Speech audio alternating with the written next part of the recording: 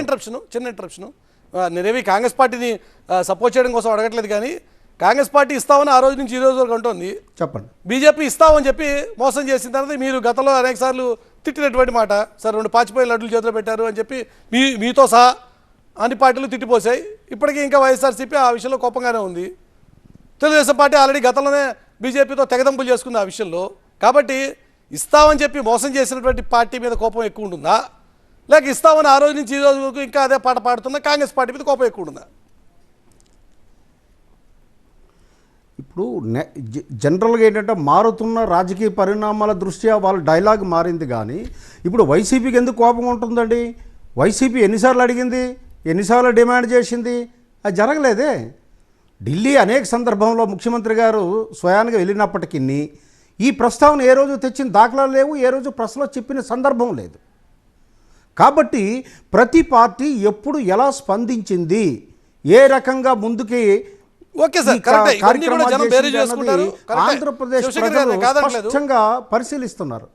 ఆంధ్రప్రదేశ్ ప్రజానికం ఖచ్చితంగా ఇవన్నీ వాచ్ చేస్తారు, మానిటర్ చేస్తారు, పరిశీలిస్తారు, ఒక నిర్ణయం తీసుకుంటారు. ఓకే, కానీ ఇప్పుడు జరుగుతున్న ఈ చర్చ భారతీయ జనతా పార్టీతో కలిసి మీ 2 పార్టీలు కలిసి ఒక కూటమిగా 2014 తరహాలో ఏర్పడతారా, లేక 2018లో ఆల్రెడీ ఒక ఎక్స్పీరియన్స్ ఆల్రెడీ టీడీపీ కాంగ్రెస్ల మధ్య ఉంది కాబట్టి అలాంటి ఒక ఆలోచన జరుగుతుందా?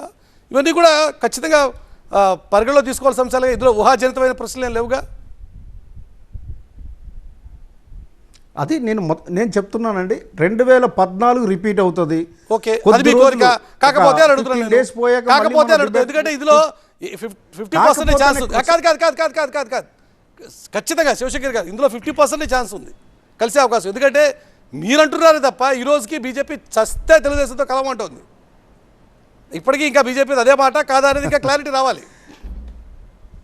కాబట్టి కలవడానికి అవకాశం ఎంత ఉందో కలవకపోవడానికి ఈక్వల్ ఛాన్సెస్ ఉంది కాదా, అవునా? చెప్పండి, ఓ పొలిటికల్ విశ్లేషకుల్లో చెప్పండి, జనసేన శివశంకర్ గారు కాకుండా కలవడానికి ఎంత ఛాన్స్ ఉందో కలవకపోవడానికి ఎంత ఛాన్స్ ఉందా లేదా? శివశంకర్ గారు డైరెక్ట్ మిమ్మల్ని అడుగుతున్నాను నేను. ఎందుకు అంటే ఎస్ చెప్తానండి, మీ లాజిక్ కరెక్ట్ కాదు. ఎందుకు అంటే భారతీయ జనతా పార్టీ జాతీయ పార్టీ, దానికి పరిమితులు ఉంటాయి. జాతీయ అధిష్టానం, వాళ్ళ పార్లమెంటరీ కమిటీ అవన్నీ డిసైడ్ చేయడానికి కొంత సమయం తీసుకుంటారు. సో రాష్ట్ర నాయకులు మాట్లాడిన తీరుని మనం పరిగణలో తీసుకోకూడదు. భారతీయ జనతా పార్టీ అత్యంత పవర్ఫుల్ లీడరు, అధిష్టానంతో మా అధినేతకి చాలా సంబంధ బాంధవ్యాలు ఉన్నాయి. కాబట్టి ఈ అన్నిటి దృష్ట్యా మేము పూర్తి విశ్వాసం, నమ్మకంతో ఉన్నాం. ఆ సంబంధ బాంధవ్యాలు ఉన్నటువంటి నాయకుడే, అంత సంబంధ బాంధవ్యాలు ఉన్నటువంటి నాయకుడే మీరే డిఫర్ అయ్యి బయటకు వచ్చేసి ఆ రోజు 2019 ఎన్నికల్లో సిపిఎంతో పొత్తు పెట్టుకున్నారు మీరు కదా. ఇప్పుడు ఒక్కొక్కసారి ఏమవుతుంది అంటే మీరు ఇక్కడ గమనించాలండి, మేము 2014లో మోడీ గారి మాట కోసం పవన్ కళ్యాణ్ గారు కూటమికి సపోర్ట్ చేశారు. అప్పుడు మా పార్టీ క్రియాశీలకంగా లేదు, మేము ఎవరితో పొత్తులు కూడా పెట్టుకోలేదు. ఇది గమనించాలి. తరువాత 2019లో మేము ఎదగాలన్న ఆలోచనతో మేము ఇండిపెండెంట్గా పోటీ చేశాం. దాంతో మిగతా పార్టీలతో పొత్తులో వెళ్ళాం. ఈ పొత్తులు అనేవి ఉత్తరప్రదేశ్ని మన పరిగణలో తీసుకునేటట్టయితే డైనమిక్స్ ఎప్పుడు చేంజ్ అవుతుంటాయి. పొత్తులు అనేది ఎదగడానికి పార్టీలు వేసే ఎత్తులుగా ఉంటాయి. ఇది గమనించాలి. అంతేగాని ఈ చర్చ ఉద్దేశం కూడా అదే శివశంకర్ గారు, డైనమిక్స్ మారుతుంటాయి, ఏది స్టాటిక్గా ఉండదు, రాజకీయాలు ఎప్పుడు వైబ్రెంట్గానే ఉంటాయి కాదనట్లేదు నేను కూడా. కాబట్టి అడుగుతున్నాను ఈ ప్రశ్న. రైట్, ఆ విషయంలో రఘురామ్ గారు రియాక్ట్ అవుతారు. రఘురామ్ గారు, పోనీ మీరు చెప్పగలుగుతారా భారతీయ జనతా పార్టీ నాయకుడిగా కలవడానికి అవకాశాలు ఎన్నున్నాయో, కలవకపోవడానికి అన్ని అవకాశాలు ఉన్నాయా లేదా మీ 3 పార్టీలు? సార్, ఒకటి బీజేపీ ప్రజల కోసం పుట్టిన పార్టీ,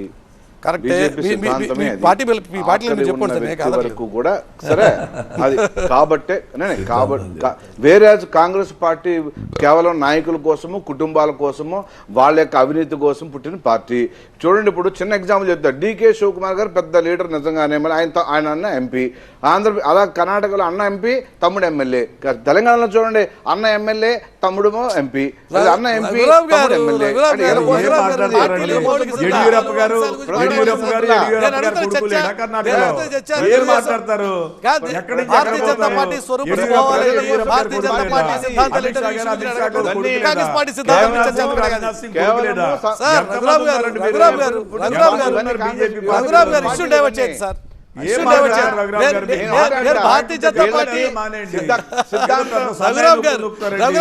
రఘురామ్ గారు మీకు అనిపించలేదా? నేను చర్చ డైవర్ట్ చేస్తున్నాను. దేశం గురించి తెలుసున్నట్టు, రాష్ట్రం తెలుసు నేనే చర్చ ఉద్దేశపూర్వకంగా డైవర్ట్ సిద్ధాంతం చేస్తున్నాను. లేని మీకు పార్టీ అనిపిస్తుందా? కాంగ్రెస్ పార్టీ అవినీతికి కాదండి, మీకేముందండి? మీకెవరుందా? సిద్ధాంతం లేని దిక్కు పార్టీ మొక్కు లేని కాంగ్రెస్ పార్టీ. పార్టీ ఇవాళ ఆంధ్రప్రదేశ్ లో దిక్కే లేదు. ఇవాళ ఆంధ్రప్రదేశ్ అది చెప్పేనండి లేదు.